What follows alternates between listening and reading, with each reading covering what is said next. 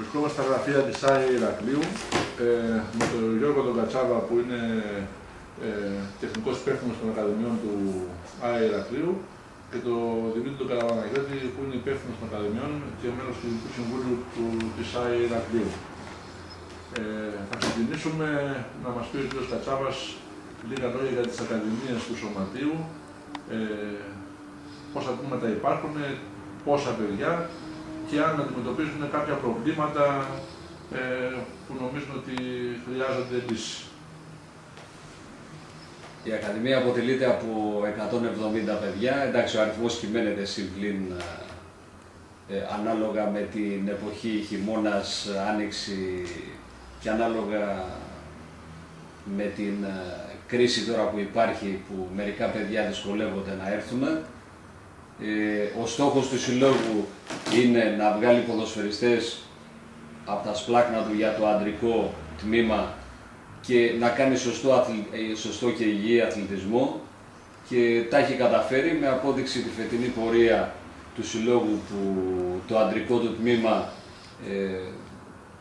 η πλειοψηφία των παιχτών είναι από τα τμήματα υποδομής και πάει και πάρα πολύ καλά στο πρωτάθλημα, και ο στόχος είναι να συνεχιστεί αυτή η προσπάθεια. Σημειωτέων ότι τα προηγούμενα χρόνια το Ηράκλειο έχει σταθεί αξιοπρεπώς και στην 4η Εθνική, όπου κυρίως είχε παίχτες που ερχόντουσαν από μεγάλες κατηγορίες, αλλά φέτος στηρίζεται και στα δικά του παιδιά και σε δικούς του ανθρώπους. Αναφέρουμε στη διοίκηση, οι οποίοι προσπαθούν με πολύ μεγάλη προσπάθεια, οικονομική βεβαίως αναφέρομαι κυρίως, αλλά και όλες τις άλλες δουλειές που χρειάζονται, και πιστεύω ότι αυτό είναι και ό,τι καλύτερο για τον τόπο, γιατί έχουμε και δικά μας παιδιά, που έχουμε και φιλάθλους, γονείς, φίλους, συγγενείς που έρχονται να τα βλέπουν, αλλά και ταυτόχρονα υπάρχουν διοικούντες που ξέρουν τα προβλήματα του Συλλόγου, αγαπάνε το Σύλλογο, και δεν είναι τυχαίο ότι οι άνθρωποι αυτοί ήταν κοντά στο Σύλλογο από παλιά, από πάρα πολύ παλιά.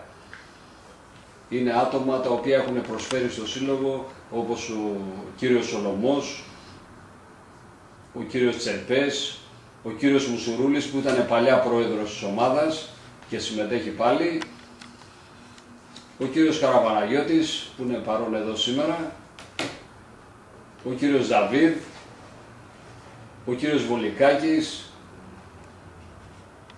ο κύριος Τσαλιαγκός και ποιοι άλλοι, Δημήτρη, μην ξεχάσω κι άλλους από το Συμβούλιο, ο Παλαρής, ο οποίος είναι και πρόεδρος των Παλεμάχων. Ας μας πει λοιπόν τώρα ο κύριος Καραπαναγιώτης, που είναι υπεύθυνος από την πλευρά της διοίκησης, με ποια φιλοσοφία αντιμετωπίζει την ανάπτυξη των υποδομών η διοίκηση της ΑΕ Ηρακλείου, δηλαδή με ποια λογική καλεί τα παιδιά και τι στόχους βάζει για αυτά τα παιδιά μέσα από την άθληση. Κοίτα, στα μικρά τμήματα έχουμε τα παιδιά που προσπαθούμε να τα κάνουμε να αγαπήσουν το ποδόσφαιρο, και σταδιακά ανεβαίνουν και πλαισιώνουν την αντρική ομάδα. Όσα παιδιά ξεφεύγουν πάνε σε μεγαλύτερες κατηγορίες, ποτέ δεν λέμε όχι, αλλά ουσιαστικά μαζεύουμε τα παιδιά και τα μαθαίνουμε στον αθλητισμό. Τίποτα άλλο. Ένα παιδάκι, κύριε Κατσάβα, που θα έρθει στις Ακαδημίες του Ηρακλείου στα 6 ή 7 του χρόνια, ποιο δρόμο θα ακολουθήσει σε στάδια μέχρι να φτάσει να γίνει ένας ποδοσφαιριστής? Δηλαδή τι θα μάθει στα junior, τι θα μάθει στους παμπέλες, ποια είναι η σταδιακή του εξέλιξη, πώς σε κάθε τμήμα δουλεύετε, ας πούμε? Προπονητικά η φιλοσοφία είναι ενδεδειγμένη. Στις μικρές ηλικίες είναι να αγαπήσει το άθλημα και σιγά σιγά να προσαρμοστεί τεχνικά και τακτικά στο άθλημα για να ολοκληρωθεί στις μεγαλύτερες κατηγορίες. Τώρα από εκεί και πέρα εξαρτάται από την προσωπικότητα του κάθε παιδιού, από τη στήριξη που έχει από την οικογένεια και το περιβάλλον γενικά, γιατί δεν αρκεί μόνο το ταλέντο, θα πρέπει να έχει και διάθεση και κάποια άλλα στοιχεία τα οποία συνενούν και συντελούν στο να ανελκυστεί ποδοσφαιρικά και να καταξιωθεί. Έτσι το θέλουμε λοιπόν και όχι ζούμε εκτός από την κοινωνική πραγματικότητα και μια συγκεκριμένη ποδοσφαιρική πραγματικότητα. Σε αυτό το δεύτερο σκέλος της ποδοσφαιρικής πραγματικότητας που ζούμε, με ό,τι βλέπουμε γύρω μας να συμβαίνει στο ελληνικό ποδόσφαιρο, ποια είναι η φιλοσοφία μας? Προσπαθούμε να αλλάξουμε κάτι μέσα από όλη τη δουλειά που κάνουμε στις υποδομές, ώστε τα παιδιά μεθαύριο να μεταφέρουν σαν ποδοσφαιριστές και αυτή την νοοτροπία στο ποδόσφαιρο. Να το κάνουμε λίγο πιο συγκεκριμένο. Δηλαδή, τι μηνύματα περνάμε στα παιδιά, τι τα μαθαίνουμε που θα το κουβαλήσουν μαζί τους σαν ποδοσφαιριστές αύριο. Εμείς σαν στόχο έχουμε, στο Σύλλογο αυτή είναι η φιλοσοφία μας, να διαπαιδαγωγήσουμε τα παιδιά και όχι μόνο να τα μάθουμε ποδόσφαιρο. Είναι σημαντικό αυτό. Και αυτό βοηθάει όχι μόνο στην εξέλιξή του στην ποδοσφαιρική, αλλά και στην κοινωνική. Γιατί καλλιεργούνται και πολλά ψυχικά χαρίσματα, όπως είναι η αυτοπεποίθηση, η προσπάθεια, η άμυλα, πάρα πολλά πράγματα τα οποία τους βοηθάνε και στο σχολείο και στη ζωή τους αργότερα. Αν κάποιος έχει τις δυνατότητες και την συγκυρία να εξελιχθεί σε ποδοσφαιριστή, τόσο το καλύτερο. Αλλά και αν δεν έχει, του μένει ένα υγιές χόμπι για να ασχοληθεί στο υπόλοιπο της ζωής του. Αυτό προσπαθούμε εμείς να περάσουμε μέσα από το Σύλλογο.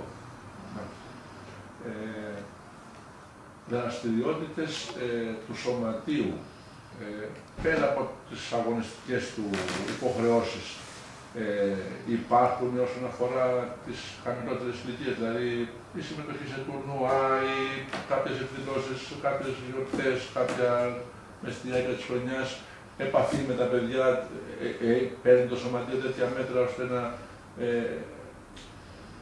λειτουργήσει συνολικότερα όσον αφορά τη διαμόρφωση του χαρακτήρα των παιδιών.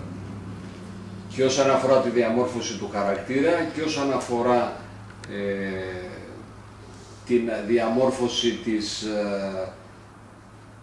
να το πω έτσι διαφορετικά, της εικόνας που θα έχει ο ποδοσφαιριστής πέρα από το γήπεδο και μόνο, με κάποια παιχνίδια που θα κάνει εκτός του δικού του γηπέδου και σε άλλα γήπεδα και σε άλλες πόλεις, στα τουρνουά αυτά και σε κάποιες εκδηλώσεις σαφώς που έχουν σχέση με κοινωνικό περιεχόμενο.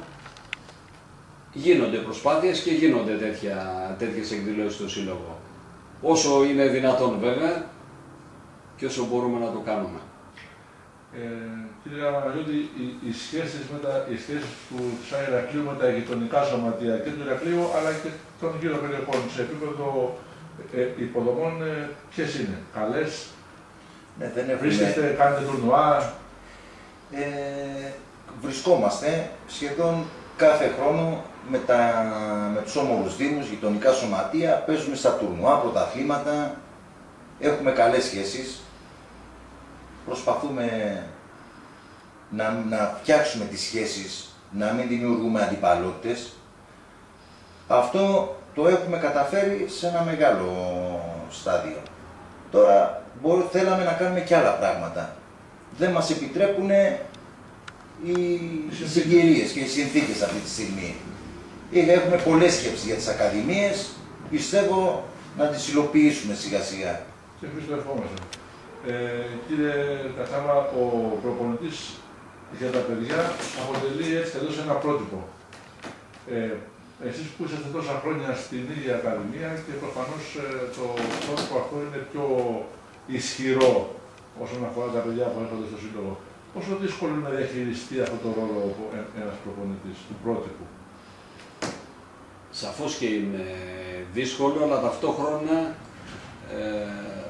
θα έλεγα ότι είναι και μια υποχρέωση από την πλευρά του προπονητή να εξελίσσεται, να επιμορφώνεται για να μπορεί να παρουσιάζει και να παρουσιάζεται σαν πρότυπο. Δηλαδή θα πρέπει να επιβάλλεται όχι μόνο με την παρουσία του, αλλά και με τις γνώσεις του και με όλες τις σύγχρονες μεθόδους που υπάρχουν στο άθλημα και με μια, να το πω έτσι, κατάρτιση όσον αφορά την προσωπικότητά του, που να εμπνέει τα παιδιά για να υπάρχει αυτό που λέμε πρότυπο. Σαφώς και είναι πρότυπο ο προπονητής. Όσον αφορά τη συμπεριφορά στους αγώνες.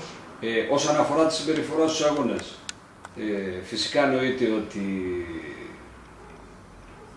προσωπικά εγώ και οι συνάδελφοι που είμαστε εδώ στο Ηράκλειο ξεφεύγουμε από τα παλιά πρότυπα με το γνωστό εκφρασιολόγιο που επικρατούσε και επικρατεί. Θέλουμε να είμαστε πιο σωστοί στις εκφράσεις, πιο κόσμοι και να είμαστε και πιο αποδεκτοί από τα παιδιά με τη συμπεριφορά μας. Γιατί παίζει μεγάλο ρόλο αυτό. Γιατί τα παιδιά είναι σφουγγάρια και παίρνουν και τα καλά και τα στραβά. Και εμείς προσπαθούμε όσο μπορούμε να μεταβιβάζουμε τα καλά στοιχεία